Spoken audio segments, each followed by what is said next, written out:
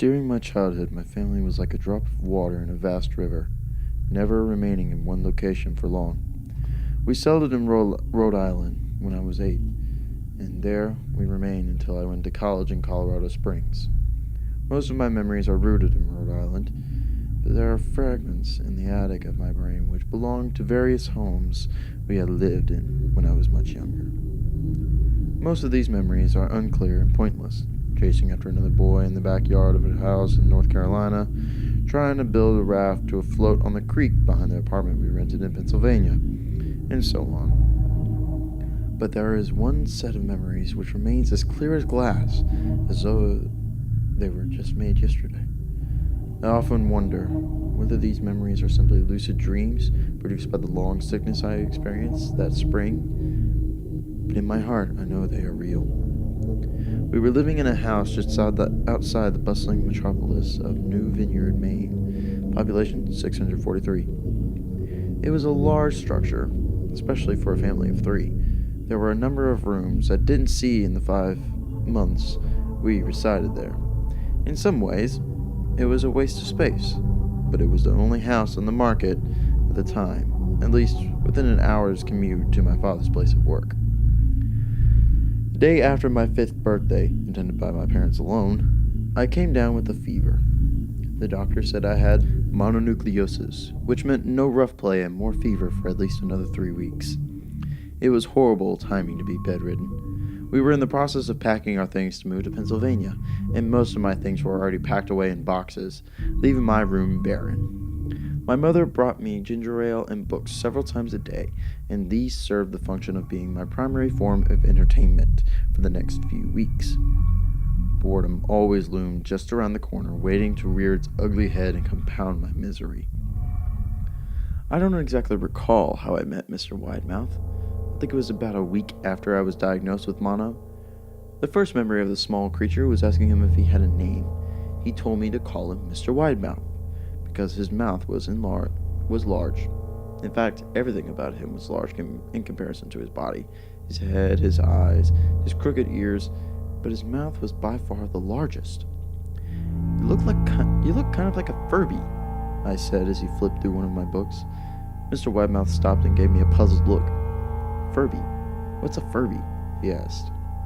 I shrugged. You know, the toy. The little robot with the big ears.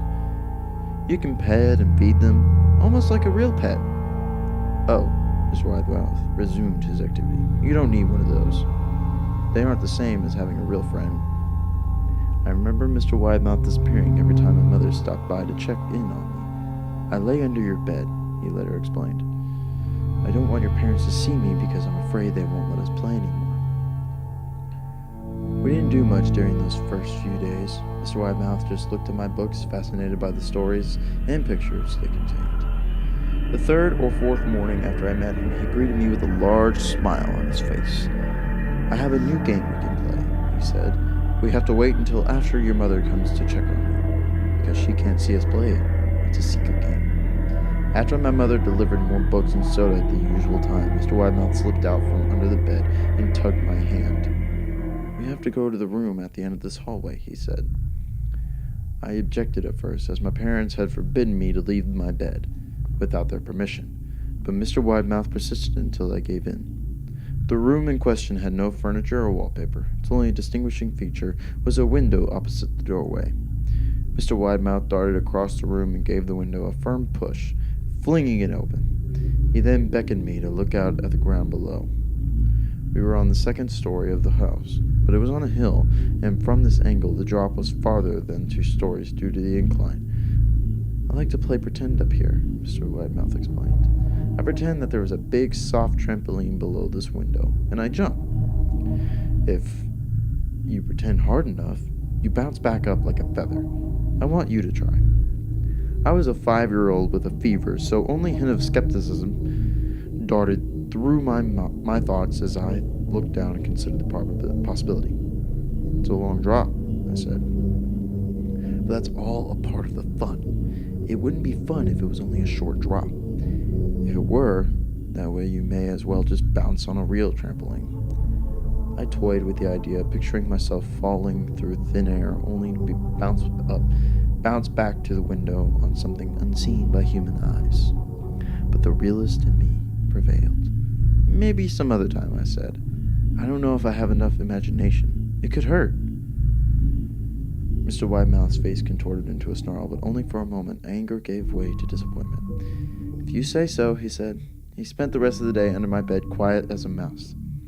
The following morning, Mr. Widemouth arrived holding a small box. I want to teach you how to juggle, he said. Here are some things you can use to practice before I start giving you lessons. I looked in the box. It was full of knives. My parents will kill me, I shouted, horrified that Mr. Widemouth had brought knives into my room, objects that my parents would never allow me to touch. I'll be spanked and grounded for a year. Mr. Widemouth frowned. It's fun to juggle with these. I want you to try it. I pushed the box away. I can't. I'll get in trouble. Knives aren't safe to just throw in the air. Mr. Widemouth's frown deepened into a scowl. He took the box of knives and slid under my bed, remaining there for the rest of the day. I began to wonder how often he was under me. I started having trouble sleeping after that.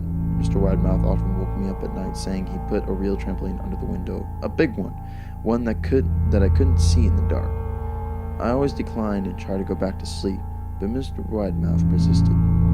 Sometimes he stayed up by my side until early in the morning, encouraging me to drum. He wasn't so fun to play with anymore. My mother came to me one morning and told me I had her permission to walk around outside. She thought the fresh air would be good for me, especially after being confined in my room for so long. Ecstatic, I put on my sneakers and trotted out the back porch, yearning for the feeling of sun on my face. Mr. Widemouth was waiting for me. I have something I want you to see, he said. I must have given him a weird look because he then said, It's safe, I promise. I followed him to the beginning of a deer trail which ran through the woods behind the house. This is an important path, he explained. I've had a lot of friends about your age, and when they were ready, I took them down this path to a special place. You aren't ready yet, but one day I hope to take you there. I returned to the house wondering what kind of place lay beyond that trail. 2 weeks after I had met Mr. Widemouth, the last load of our things had been packed into the moving truck. I would be in the cab of that truck sitting next to my father for the long drive to Pennsylvania. I considered telling Mr. Widemouth that I would be leaving, but even at 5 years old, I was beginning to suspect that perhaps the creature's intentions were not to my benefit, despite what he said otherwise. For this reason, I decided to keep my departure a secret. My father and I were in the truck at 4 a.m. He was hoping to make it to Pennsylvania by lunchtime tomorrow. With the help of an endless supply of coffee and a 6-pack of energy drinks, he seemed more like a man who was about to run a marathon rather than one who was about to spend 2 days sitting still. Early enough for you? He asked. I nodded and placed my head against the window, hoping for some sleep before the sun came up. I felt my father's hand on my shoulder. This is the last move, son, I promise. I know it's hard for you, as sick as you've been. Once Daddy gets promoted, we can settle down, and you can make friends. I opened my eyes as we backed out of the driveway. I saw Mr. Widemouth silhouette in my bedroom window.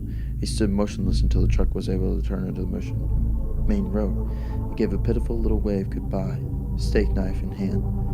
I didn't wave back. Years later, I returned to New Vineyard. The piece of land our house stood upon was empty except for the foundation, as the house had burned down a few years after my family left. Out of curiosity, I followed the deer trail down Mr. Widemouth had showed me. Part of me expected him to jump out from behind a tree and scare the living bejesus out of me, but I felt that Mr. Widemouth was gone, somehow tied to the house that no longer existed. The trail ended at the New Vineyard Memorial Cemetery. I noticed that many of the tombstones belonged to children.